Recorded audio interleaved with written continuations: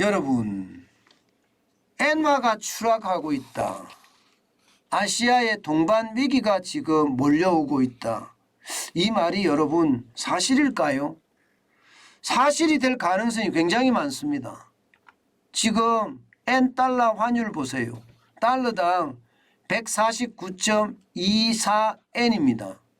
32년 만에 최저 수준이에요. 이게 1달러당 150엔도 이제 멀지 않았습니다. 과거 1990년인가요? 달러당 160엔까지 올라갔던 적도 있습니다. 지금 뭐 이렇게 가다가는 1990년, 91년에 달러당 160엔까지 올라갔던 그때까지 올라가지 않겠느냐, 이런 예상까지 지금 시장에서는 나오고 있어요. 더 큰 문제는요, 여러분, 하락 속도가 굉장히 가파릅니다. 올해 초만 하더라도 달러당 110엔대였거든요.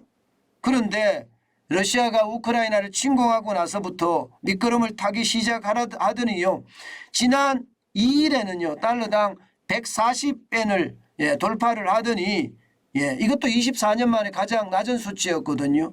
지금은요 149.24엔까지 올라가 버리고 말았습니다. 그러니까 32년 만에 최악이에요. 올라가는 속도 보세요. 지난 5년간 이게 뭐 올라가는 속도가 진짜 장난이 아닙니다.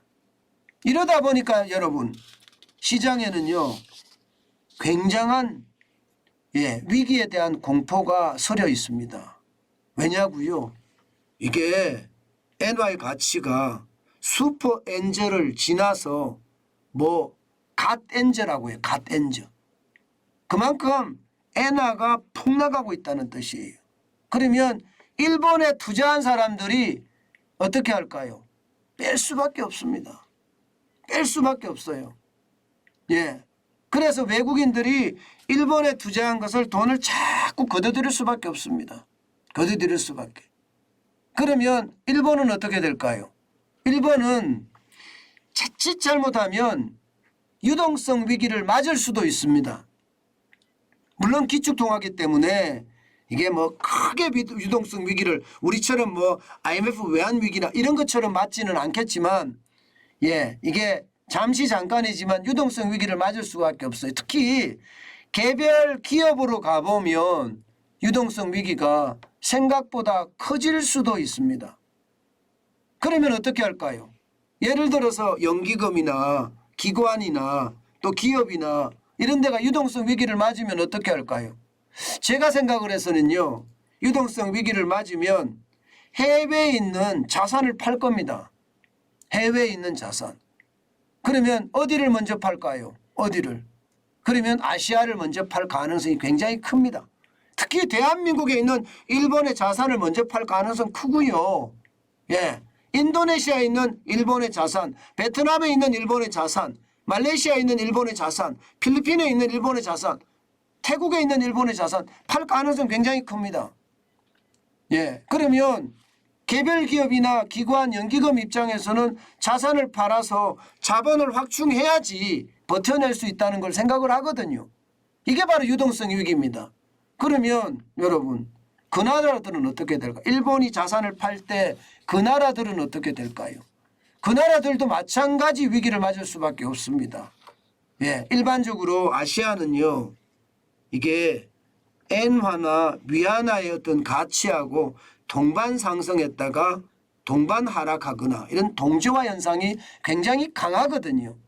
엔화가 떨어지면 원화도 떨어지고 위안화도 떨어지고 이런 상황. 그러면 태국의 바트화는 안 떨어질까요? 당연히 떨어지는 거예요. 필리핀의 페소는요 당연히 떨어질 수밖에 없습니다. 그래서 아시아의 동반 위기를 초래할 수 있다, 이런 얘기가 지금 계속 나오는 거거든요. 심지어 말입니다. 블룸버그에서는요 제2의 외환위기까지도 이야기를 했습니다. 아시아에 제2의 외환위기까지 올 수가 있다. 지금 엔화가 150엔이 됐을 때 아시아의 위협은 굉장히 커진다, 이런 얘기까지 했었거든요. 그런데 그 상황이 지금 현실화돼 가고 있습니다.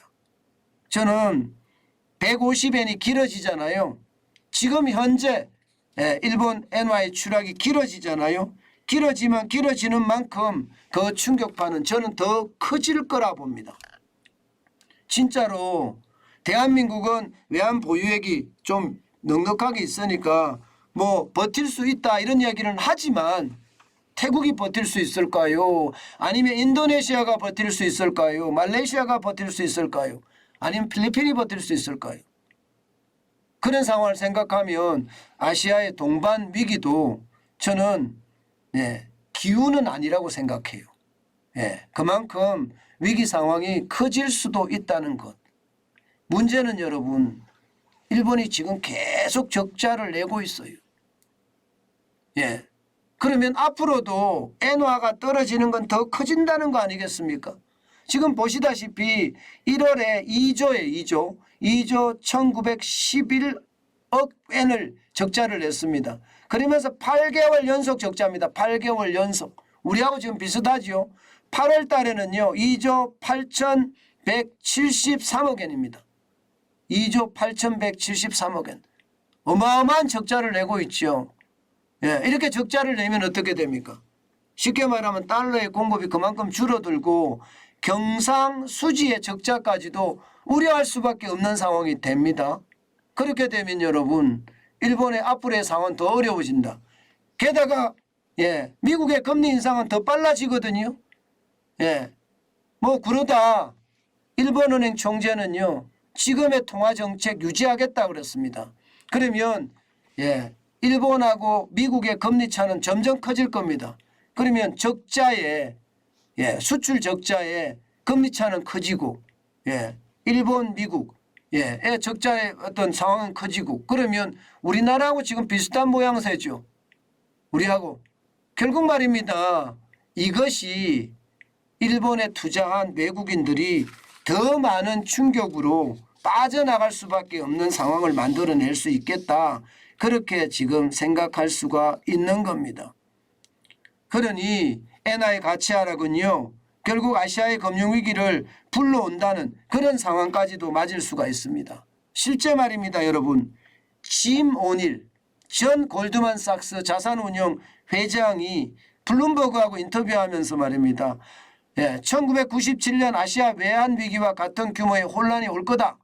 달러당 150엔이 됐을 때 그 이야기 합니다. 그 이야기 합니다. 이분만 이야기하는 것이 아니에요.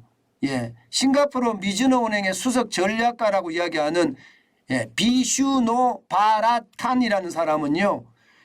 일본 엔화와 중국 위안화가 아시아에서는 큰 단 역할을 한다. 그런데 이 큰 닷이 지금 불안하다. 이게 불안한 것은 자칫 잘못하면 시장에 어마어마한 위기를 몰고 올 수 있다. 그러면서 말입니다. 이미 아시아에는요. 2008년 같은 세계 금융위기 수준의 스트레스를 지금 향하고 있다. 그렇기 때문에 이제는 1997년에 아시아의 금융위기, 대한민국의 IMF 금융위기 같은 위기가 지금 현실이 될 수밖에 없는 것이 현실 아니냐 이렇게까지 이야기합니다. 여러분 시장의 위험은요. 생각했던 것보다가 지금 커지고 있는 것도 사실이에요. 이게 퍼펙트 스톰이라는 단어 자체가 그만큼 위험을 내포하고 있다는 거예요. 이게 뭐 크고 작은 위험이 한꺼번에 몰려오는 게 퍼펙트 스톰인데 그 크고 작은 위험을 다 이게 막아내기가 쉽지 않아 보이는 거. 결국은 경기 침체는 어쩔 수 없는 상황이고요. 침체로만 가면 다행이지만 위기로까지 갈까 사실 두렵습니다. 저는 그런 이야기 합니다. 여러분들에게 요즘 원엔 환율은 보면 굉장히 많이 떨어졌다. 950원 밑으로 내려가면 조금 사는 게 좋다. 그 말씀 제가 드렸는데 950원 밑으로 또 내려갈 가능성 굉장히 높아졌습니다. 굉장히 높아졌습니다. 그럴 때 여러분 조금 엔화를 사놓는 거 그것은 지금 같은 시기에 우리가 할 수 있는 최소한의 조치가 아닐까. 그리고 한꺼번에 많이 사지 마시고요. 조금 사는 거 분할 매수하는 거 잊지 마시고요. 특히 말입니다.